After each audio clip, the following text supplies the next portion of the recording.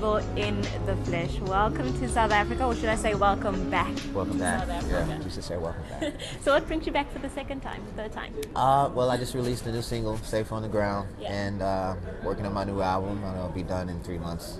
Trying to late fall release, so just figured why not come do some more shows. And I was offered, so, and I love South Africa. It's always great performing here. Yeah. So yeah. And last time you were here, it was a sold-out show. Were you expecting that sort of response and that sort of feedback? Not at all. Yeah. No, it was quite a shock.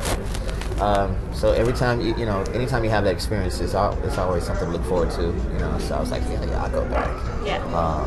But no, I wasn't expecting that. Not at all.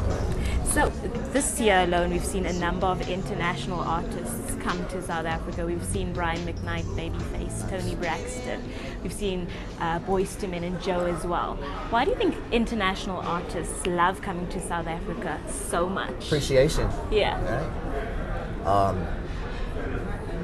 I think that genre, that R&B music that we were doing back in the 90's, that real, the R&B music with substance is more appreciated outside of our country than it is inside the country. So I think the artists appreciate that, And they like performing in front of people that they can feel that love, Americans, we're very fickle. We're kind of trendy.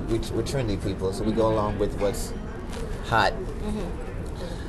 So all the people that are doing the real R&B music kind of get swept under the rug and not recognized. So it's always good to go out of the country and get recognized and appreciated.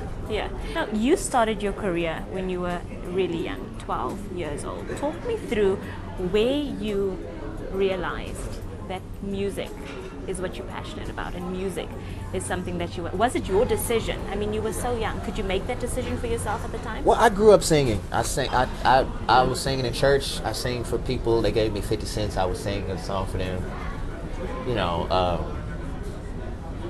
So it kind of came out of nowhere because my mom went to high school with a person who has a sister. He had a sister named Bobby Humphrey, who was a flautist in New York, who had a club called Sweetwater's. And so one day he was around the house and he was, I sang all the time when I was a kid. And he heard me sing. He was like, dang, your little boy can sing. And so he called Bobby Humphrey in New York up. I sang for her over the phone. Yeah. And then she flew me and my mom out to New York, and she put me up on this in her club, Sweetwater's. I was like 11 years old with this white blazer and this black tie, and this kid singing in front of all these adults drinking alcohol and stuff. And I'm singing this song I did once, twice, 3 times by Howard Hewitt, and You Bring Me Joy by Anita Baker.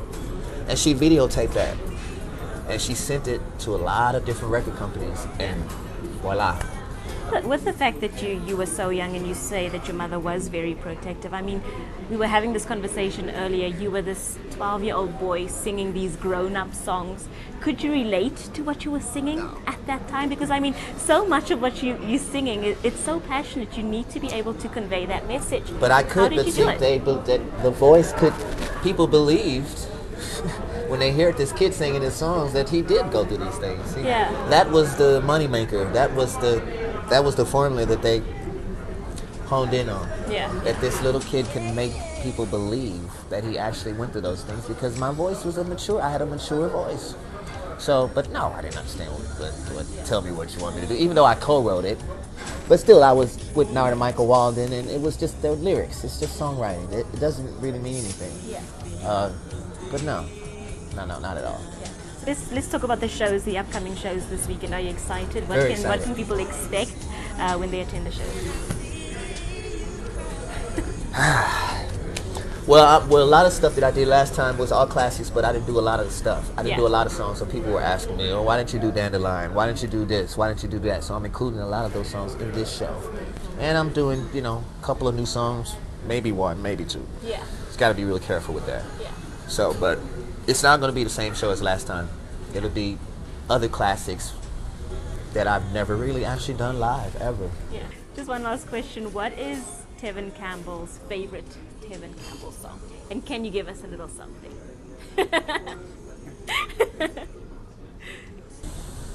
Oh my God, that's hard. Man. I think tomorrow, but I was 11 when I recorded that song, so for me to do that now, live for you, so I hope tomorrow will bring a better you, better me. I know that we'll show this world we got more we could be. So you should never give up. See, it's hard for me to sing in the lower key, since I never give up. But yeah, but that's the very first song that I recorded with Quincy.